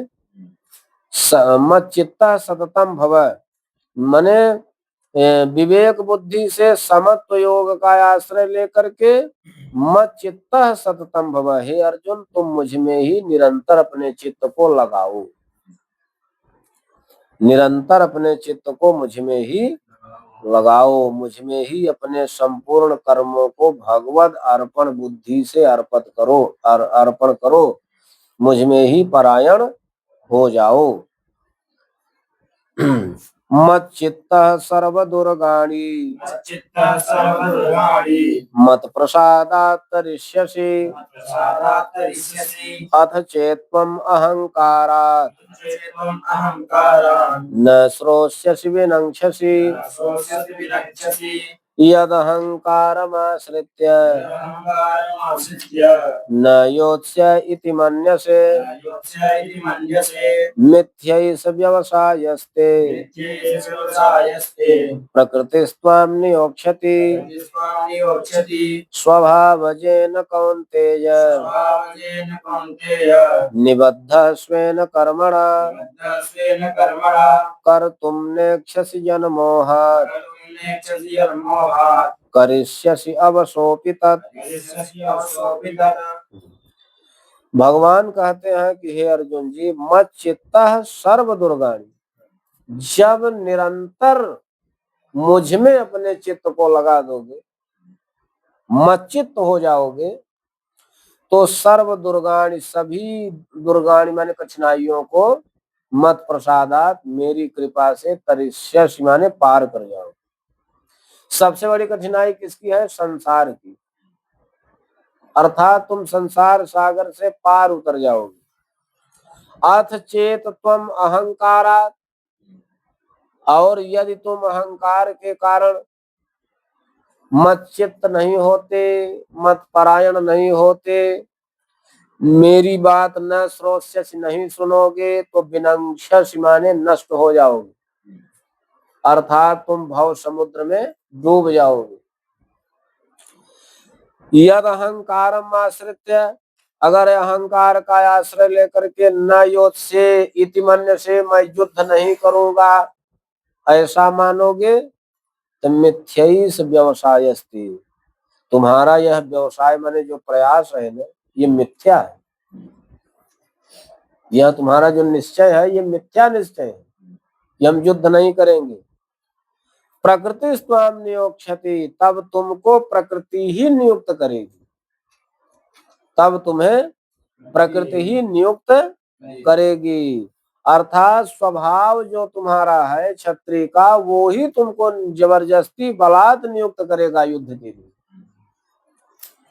क्योंकि स्वभाव जेन कौनते, हे कौनते, जो स्वाभाविक कर्म है, जो जन्मजात कर्म है, निबद्ध स्वेन कर्मणा, उन अपने कर्मों से व्यक्ति निबद्ध रहता है, उससे मुख नहीं मोड़ सकता।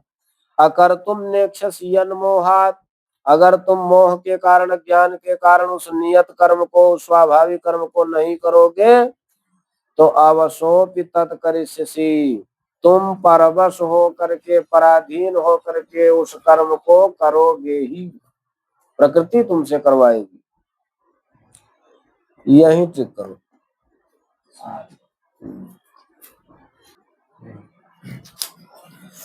ईश्वरः सर्वभूतानां ईश्वरः सर्वभूतानां हृद्देशेऽर्जुन तिष्ठति, देशेऽर्जुन तिष्ठति, भ्रामयन् सर्वभूतानि भ्रामयन् सर्वभूतानि यन्त्रारूढानि मायया, यन्त्रारूढानि मायया, तमेव शरणं गच्छ तमेव शरणं गच्छ सर्वभावेन भारत, सर्वभावेन भारत, तत्प्रसादात् परां शान्तिं तत्प्रसादात् परां शान्तिं स्थानं प्राप्स्यसि शाश्वतम्। स्थानं प्राप्स्यसि शाश्वतम्। भगवान अर्जुन जी से कहते हैं, ईश्वरः सर्वभूतानां हृद्देशेऽर्जुन तिष्ठति, हे सरल स्वभाव वाले अर्जुन, ईश्वर जो है वो संपूर्ण प्राणियों के हृदय में रहते हैं। कहाँ रहते हैं? हृदय में। ईश्वर माने ईश शासने धातु है, ईश और उससे वरच प्रत्यय होकर के ईश्वर बनता है। यानी ईश्वर माने सबका जो आधिपत्य करते हैं, जो सबके स्वामी हैं, वो सभी प्राणियों के हृदय में स्थित हो करके सबका आधिपत्य करते हैं, सब पर उनका शासन चलता है। अभ्रामयन सर्वभूतानि, वो सभी प्राणियों को, सर्वभूतानि माने सभी प्राणियों को, भ्रामयन माने भ्रमण कराते हैं 84 लाख योनियों। कैसे? उनके कर्म के अनुसार, जैसा उनका कर्म है, माने अपने वो माया के अधीन होकर के जैसा कर्म करते हैं, उनका कर्म ही उनको नाना योनियों में भ्रमण कराता रहता है। किस प्रकार से? यंत्रारूढ़ानि मायया, जैसे यंत्र पर आरूढ़ कोई चाक बहुत देर तक गति करता रहता है। जैसे कुम्हार का चाक होता है, तो जब चाक को चलाता है तो एक नीचे से डंडा लगाता है और उसी डंडा से वो चाक को चला देता है। जब चाक चल जाता है तो डंडा निकाल लेता है, लेकिन डंडा निकालने के बहुत देर तक वो चाक अपनी धुरी पर नाचता रहता है। इसी को यंत्रारूढ़ बोलते हैं। उसी प्रकार जब तक माया के गुणों से प्रेरित हो करके शुभ अशुभ कर्म की वासनाएं बनी हुई है, मन उनमें आसक्त है, तब तक जो है सभी प्राणियों को उनका कर्म भ्रमण कराता रहता है।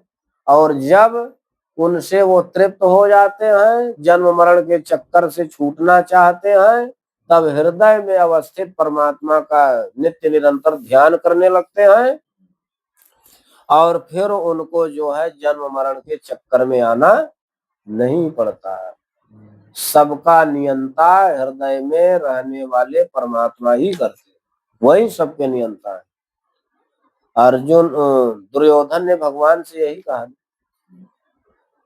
भगवान ने बहुत समझाया कि महाभारत का युद्ध न हो, दुर्योधन को समझाया, कुंती को समझाया, कर्ण को समझाया। भगवान ने पूरा प्रयास किया, पांडवों के शांति दूत बन करके गए, लेकिन दुर्योधन ने यही कहा कि जानामि धर्मम नच में प्रवृत्ति। हे भगवान, मैं धर्म जानता हूँ लेकिन मेरी प्रवृत्ति नहीं, मैं धर्म नहीं कर सकता। अजानाम्य धर्मम नच में निवृत्ति, मैं अधर्म भी जानता हूँ लेकिन अधर्म से मेरी निवृत्ति नहीं, यानी अधर्म तो हमको करना ही है, लेकिन मैं समझ नहीं पा रहा हूँ कि मैं जो भी अधर्म आदि कर रहा हूँ तो त्वया ऋषिकेश हृदय स्थित है न, हमारे हृदय में भी तो हे ऋषिकेश आप ही स्थित हो। यथा नियुक्तोषि तथा करोमि, जैसा आप मुझको नियुक्त कर रहे हो, सबके नियंता सबके स्वामी तो आप हो। हमको अधर्म के लिए प्रेरित कर रहे हो तो मैं अधर्म कर रहा हूं, जैसा आप नियुक्त करते हैं वैसा ही मैं कर रहा हूं। इसलिए यहाँ कहते हैं कि तमेव शरणम गच्छ सर्वभावेन भारत। हे भरतवंशी अर्जुन, सर्वभावेन माने सर्व प्रकारेण, सब प्रकार से उन्हीं परमात्मा की शरण में चले जाओ, उन्हीं की शरणागति ले लो। अतः प्रसादात पराम शांतिम स्थानम प्राप्स्यसि शाश्वतम, उन परमेश्वर की कृपा से परा शांति स्थान, जो भगवान का शाश्वत स्थान है, जो सनातन परम धाम मोक्ष है, उसको प्राप्त कर लोगे। जब भगवान की शरण ग्रहण कर लोगे तो शाश्वत शांति वाला स्थान जो सनातन मोक्ष है उसको प्राप्त कर लोगे। अब यहाँ गीता का उपसंहार भगवान कर रहे हैं, गीतोपसंहार। इति ते ज्ञानमाख्यातम् गुह्यात् गुह्यतरं मया विमृश्यैतदशेषेण यथेक्षसि तथा कुरु सर्वगुह्यतमं भूयः शृणु मे परमं वचः इष्टोऽसि मे दृढमिति ततो वक्ष्यामि ते हितम् मन्मना भव मद्भक्तो मद्याजी मां नमस्कुरु मामे वैश्यसि सत्यं ते प्रतिजाने प्रियोषि मे। संपूर्ण गीता का उपसंहार भगवान यहाँ करते हुए अर्जुन जी से कह रहे हैं कि इति ते ज्ञानम आख्यातम गुह्याद गुह्यतरम मया, मया गुह्याद गुह्यतरम ज्ञानम ते आख्यातम, मेरे द्वारा गुह्य से गुह्य माने गोपनीय से भी अधिक गोपनीय ज्ञान आपको बतला दिया गया। यानी ज्ञान जो होता है वो हमेशा गुप्त ही होता है, लेकिन जो गीता का ज्ञान है वो सबसे गुप्त ज्ञान है, परम गोपनीय ज्ञान गीता का है। ऐसे ज्ञान को हमने आपको बतला दिया। अब विमृश्य एतद अशेषेण, अशेषण माने अच्छी प्रकार से, सब प्रकार से इसका विमर्श कर लो, विचार कर लो, और यथेक्षस यथा इच्छस तथा कुरु, अब जैसे तुम्हारी इच्छा हो वैसा काम कर लो। हमने तुमको पूरा गीता का गोपनीय ज्ञान दे दिया। अब हम तुमसे ये नहीं कहेंगे कि तुम युद्ध करो कि न करो। ज्ञान का, शास्त्र ज्ञान का यही मतलब है। शास्त्र ज्ञान दे देता है, बाकी निर्णय तुमको करना है कि तुमको क्या करना है क्या नहीं करना है, ये निर्णय अपना होता है। तो भगवान ने यहाँ कह दिया ना कि ज्ञान तो हमने आपको पूरा दे दिया, परम गोपनीय ज्ञान दे दिया। आप अच्छी प्रकार से, सब प्रकार से उसका विमर्श कर लो, विचार कर लो, फिर तुम्हारी जैसी इच्छा हो वैसा करो। युद्ध करना है तो युद्ध करो, युद्ध नहीं करना है तो न करो। सर्वगुह्यतमं भूयः शृणु मे परमं वचः। भूयः माने फिर से संपूर्ण अत्यंत गोपनीय ज्ञान को मेरे परम वचन को श्रवण करो, क्योंकि इष्टोसि में दृढ़मिति, मेरे तुम दृढ़ इष्ट हो। भगवान क्या कहते हैं? मेरे तुम दृढ़ इष्ट हो। ततो वक्ष्यामि ते हितम, इसलिए मैं आपको हितकारी वचन कहूंगा। जो संपूर्ण गोपनीयों में अत्यंत गोपनीय रहस्य युक्त जो वचन है, उसको फिर से मैं तुमको बतला रहा हूं। क्या भगवान ने बतलाया? मनमना भव मई मनोजस्य, मेरे मन वाला हो जाओ। मनमना भव, मद भक्तो भव, मेरे भक्त हो जाओ। मदयाजी भव, मेरा यजन करने वाला हो जाओ। अमाम नमस्कुरु भव, मुझको नमस्कार करने वाला हो जाओ। जब इतना करोगे तो माम एव एष्यसि, मुझे ही प्राप्त कर लोगे। केवल इतने से ही मुझ में मन वाला बन जाओ, मेरे भक्त हो जाओ, मेरा यजन करो, मुझे नमस्कार करो, तो मुझे ही प्राप्त कर लोगे। सत्यम, ये बिल्कुल सत्य बात है। ते प्रतिजाने, मैं आपके लिए सत्य प्रतिज्ञा करता हूँ। सत्यम ते प्रतिजाने, मैं सत्य प्रतिज्ञा आपके लिए करता हूँ कि मुझे ही प्राप्त कर लोगे। क्यों? मैं प्रिय असी, मेरे प्रिय हो, मेरे प्रिय हो, इसलिए मैं आपके लिए सत्य प्रतिज्ञा करता हूं कि मुझे ही प्राप्त कर लोगे। इस श्लोक में 9 बार मैं आया, यानी मनो भगवान का भाव है कि नवधा भक्ति करते हुए मेरा यजन करो। एक श्लोक कोई किसी अध्याय में आया तो उसमें 11 बार मैं आया, यानी एकादश इंद्रियों का समर्पण, 5 ज्ञानेन्द्रिय, 5 कर्मेंद्रिय और 1 मन का समर्पण मुझ में करो, मुझ में एकादशी करो। और यहाँ जो है 9 बार मैं आया है, मैंने नवधा भक्ति करते हुए मेरी प्राप्ति कर लोगे। अब यहाँ भगवान जो है संपूर्ण गीता का सार संग्रह एक श्लोक में बता रहे। सर्वधर्मान् परित्यज्य मामेकं शरणं व्रज अहं त्वा सर्वपापेभ्यो मोक्षयिष्यामि मा शुचः। माने सर्व गीतार्थ शास्त्रोपसंहार, संपूर्ण गीता के अर्थ का उपसंहार भगवान एक श्लोक में कर रहे हैं कि सर्वधर्मान परित्यज्य। भगवान कहते हैं कि सभी धर्मों को छोड़ करके, धर्म कभी छोड़ा जाता है? धर्म तो विषम परिस्थिति में भी नहीं छोड़ा जाता। यहाँ सर्वधर्मान कहने से तात्पर्य क्या है? यहाँ धर्म से अधर्म को भी लेना, यानी अब तक आपने जो धर्म किया, जो अधर्म किया, अब इसकी परवाह न करो। धर्माधर्म को छोड़ करके यहाँ धर्म से 10 लक्षणों को लेना है। धृति, क्षमा, दमोस्तेयम, शौचमिंद्रिय निग्रह, धीर विद्या, सत्यम क्रोधो, दशकम धर्म लक्षणम। आपने जो भी धर्म या धर्म किया, जो भी पाप पुण्य किया, जो भी शुभ या शुभ कर्म किया, उन सबको छोड़ करके एकम माम शरणम व्रज, एकमात्र मेरा शरण ग्रहण कर लो।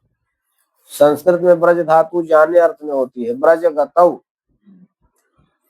अर्थात अनन्य मनस्कता से मेरी शरणागति ले लो।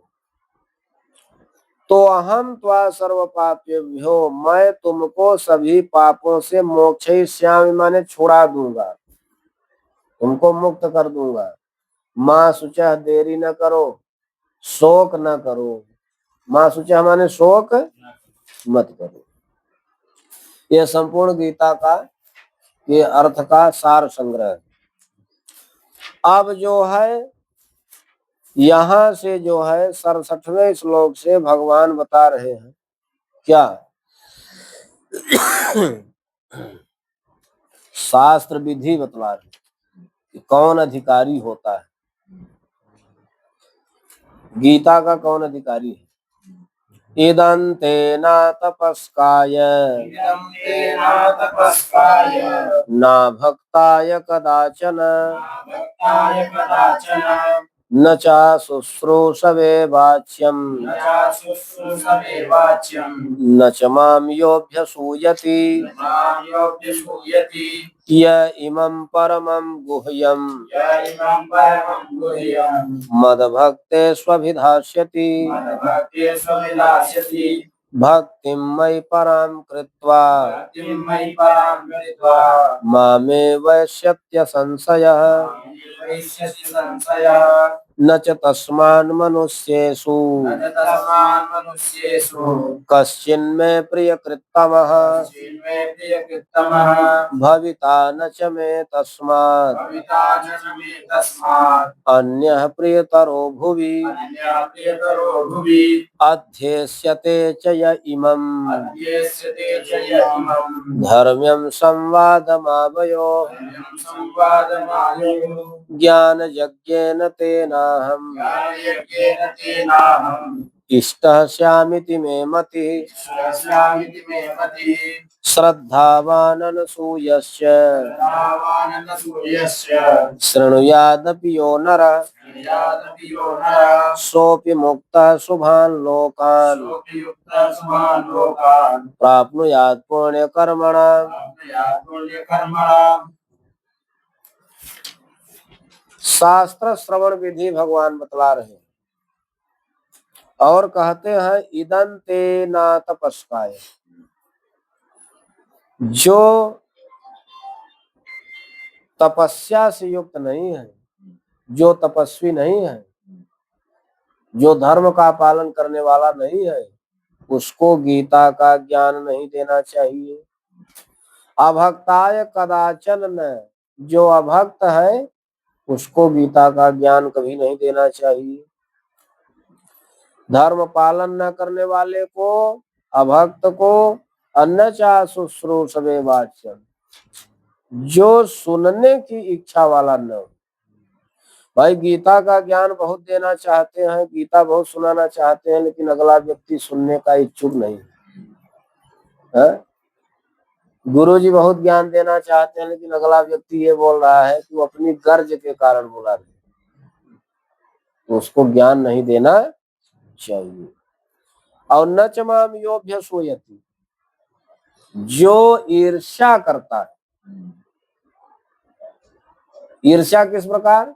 जो दूसरों के गुणों में ईर्ष्या करता है और दोष लगाता है, अपना नहीं देखता है कि बुरा जो देखन मैं चला बुरा न मिलिया कोई, है बुरा न देखा कोई, जो दिल खो जाए अपना मुझसा बुरा न हो।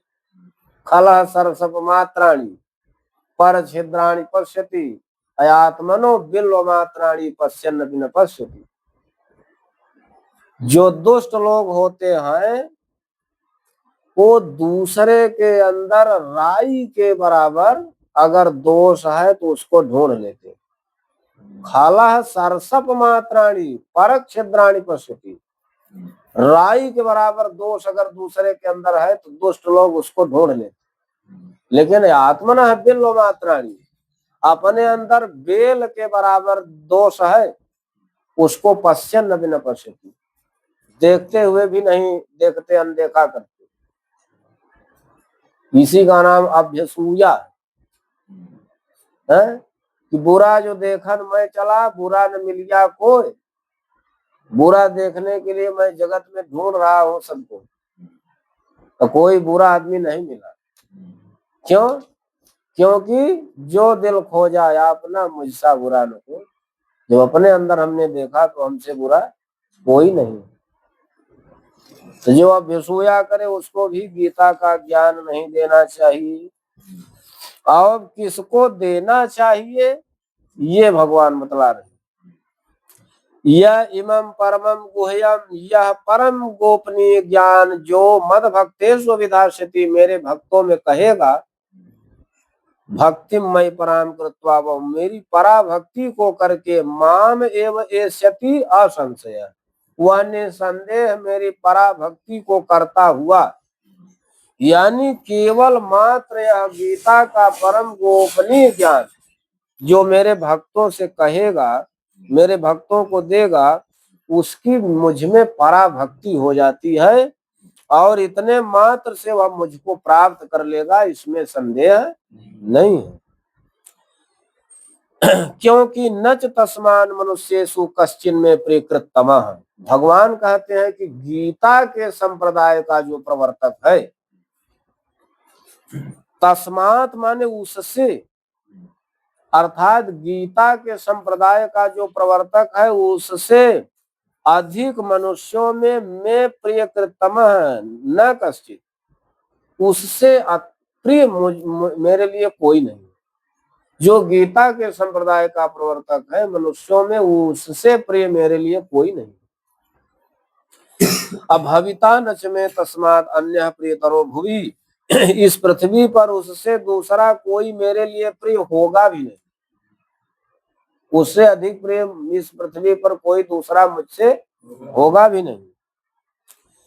अध्यस्यते च य इमं धर्म्यम संवाद मावयो आवयो संवादम आवयो धर्म्यम संवादम, धर्म्यम माने धर्माद अनपेतम धर्म्यम, यानी संस्कृत में अपेत माने रहित, अयनपेत माने युक्त, अर्थात धर्म्यम माने धर्म युक्तम, यह धर्मादनपेतम धर्म्यम, यह जो धर्म से युक्त जो हम दोनों का अर्थात श्री कृष्ण भगवान का और अर्जुन जी का जो संवाद है, इसको जो अध्यस्यते माने पढ़ेगा, अध्ययन करेगा, भगवान कहते हैं कि वह भी एक योग का पालन करेगा। कौन योग? ज्ञान योग। और ज्ञान यज्ञेन तेना हम इष्ट, उसके ज्ञान यज्ञ के द्वारा मेरा यजन होगा, मैं पूजित होऊंगा। इति में मति, ऐसी मेरी बुद्धि है, ऐसी मेरी बुद्धि है, ऐसा मेरा मत है कि ज्ञान यज्ञ से मैं पूजित हो जाऊंगा। वो ज्ञान यज्ञ करता हुआ मेरा पूजन करे। यानी भगवान ने गीता जी में ही कहा ना कि यज्ञानाम जप यज्ञोस्मि, मैं सभी प्रकार के यज्ञों में जप यज्ञ हूँ। तो ज्ञान यज्ञ क्या है? वो भी तो जप यज्ञ है। अरे भाई, बार बार भगवान का की चर्चा करना, भगवान का नाम लेना, जप में क्या होता है? बार बार भगवान का नाम ही तो लेते हैं, भगवान के मंत्र का जप ही तो होता है। तो ज्ञान यज्ञ होने के कारण मैं पूजित होऊंगा। अब श्रद्धावान अनुसूयश्च शृणुयादपि नरः, जो मनुष्य श्रद्धा से युक्त हो करके, अनसूया माने ईर्ष्या से रहित हो करके इस गीता ज्ञान का श्रवण करेगा, वह भी मुक्त हो जाएगा। शुभान लोकान प्राप्नुयात्, शुभ लोकों को प्राप्त करेगा।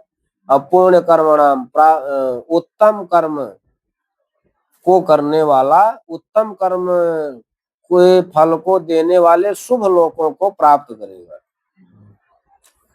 इतना सब कुछ कहने के बाद भगवान कहते हैं कि कच्चिदेतत् श्रुतं पार्थ त्वयैकाग्रेण चेतसा कच्चिदज्ञान सम्मोहः प्रनष्टस्ते धनंजय। कच्चित यहाँ अव्यय। भगवान ने अर्जुन जी से कहा कि हे पार्थ, कच्चिदेतत् श्रुतम्, क्या आपने त्वया एकाग्रेण चेतसा कच्चिदेतत् श्रुतम्, तुमने एकाग्रचित हो करके जो मैंने गीता का ज्ञान तुमको दिया उसका श्रवण किया। और कच्चिद अज्ञान सम्मोह, क्या अज्ञान से उत्पन्न होने वाला जो मोह है, हे धनंजय, तुम्हारा नष्ट हुआ? जब यह भगवान ने कहा तब अर्जुन उवाच, अर्जुन जी ने कहा नष्टो मोह स्मृतिर्लब्धा नष्टो मोहः स्मृतिर्लब्धा त्वत्प्रसादान्मयाच्युत प्रसादान्मयाच्युत स्थितोऽस्मि गतसन्देहः स्थितोऽस्मि गतसन्देहः करिष्ये वचनं तव करिष्ये वचनं तव संजय उवाच सञ्जय उवाच इत्यहं वासुदेवस्य इत्यहं वासुदेवस्य पार्थस्य च महात्मनः पार्थस्य च महात्मनः संवादम् इममश्रौषम् संवादम् इममश्रौषम् अद्भुतं रोमहर्षणम् अद्भुतं रोमहर्षणम् व्यासप्रसादात् श्रुतवान् व्यासप्रसादात् श्रुतवान् एतद् गुह्यमहं परम् एतद्गुह्यमहं परम् योगं योगेश्वरात् कृष्णात् योगं योगेश्वरात् कृष्णात् साक्षात् कथयतः स्वयं साक्षात् कथयतः स्वयं राजन् संस्मृत्य संस्मृत्य राजन् संस्मृत्य संस्मृत्य संवादम् इममद्भुतम् संवादम् इममद्भुतम् केशवार्जुनयोः पुण्यम् केशवार्जुनयोः पुण्यम् हृष्यामि च मुहुर्मुहुः इच्छामि च मुहुर्मुहुः तच्च संस्मृत्य संस्मृत्य च संस्मृत्य संस्मृत्य रूपमद्यद्भुतं हरे रूपमत्यद्भुतं हरे विस्मयो मे महान् राजन् विस्मयो मे महान् राजन् हृष्यामि च पुनः पुनः पश्यामि च पुनः पुनः यत्र योगेश्वरः कृष्णो यत्र योगेश्वरः कृष्णो यत्र पार्थो धनुर्धरः यत्र पार्थो धनुर्धरः तत्र श्रेर्विजयो भूतिः तत्र श्रीविजयो भूतिः ध्रुवा नीतिर्मतिर्मम। नीतिर्मतिर्मम। जब भगवान ने अर्जुन जी से पूछा कि क्या आपने एकाग्रचित्त होकर के मेरे द्वारा दिए गए गीता ज्ञान को सुना? हे धनंजय, क्या अज्ञान से उत्पन्न होने वाला तुम्हारा मोह नष्ट हुआ? तो अर्जुन जी ने उत्तर दिया कि हाँ भगवान, हे अच्युत, नष्टो मोह, मेरा मोह नष्ट हो गया। यहाँ जाकर के 18वें अध्याय में अर्जुन जी ने भगवान के सब प्रकार के ज्ञान को स्वीकार कर लिया। वो चाहे ज्ञान योग हो, भक्ति योग हो, कर्म योग हो, चाहे भगवान का विश्वरूप दर्शन योग हो, और उन्होंने एक ही बात कहा कि मेरा मोह नष्ट हो गया। मोह माने अज्ञान, और सबसे बड़ा अज्ञान क्या है? संसार का अज्ञान। संसार का ज्ञान क्या है? जन्म मृत्यु। जब तक कोई संसार में आना चाहेगा, संसार में अज्ञान के कारण लोग आते हैं और यहाँ जन्म मृत्यु के चक्कर में फंस जाते हैं। लेकिन अर्जुन जी ने कहा कि मेरा अज्ञान, संसार जन्य जो जन्म मृत्यु का अज्ञान है, वो नष्ट हो गया। स्मृति लब्धा त्वत्प्रसादात् मया स्मृति लब्धा, आपकी कृपा से मेरे द्वारा स्मृति प्राप्त कर ली गई। हे अच्युत, आप वास्तव में अपने स्वरूप से च्युत नहीं होते हो, आपने मुझे मेरे स्वरूप का ज्ञान करा दिया, मेरी स्मृति मुझे प्राप्त हो गई। क्या स्थितोस्मि गत संदेह, अब मैं स्थिर हो गया, संदेह रहित हो गया।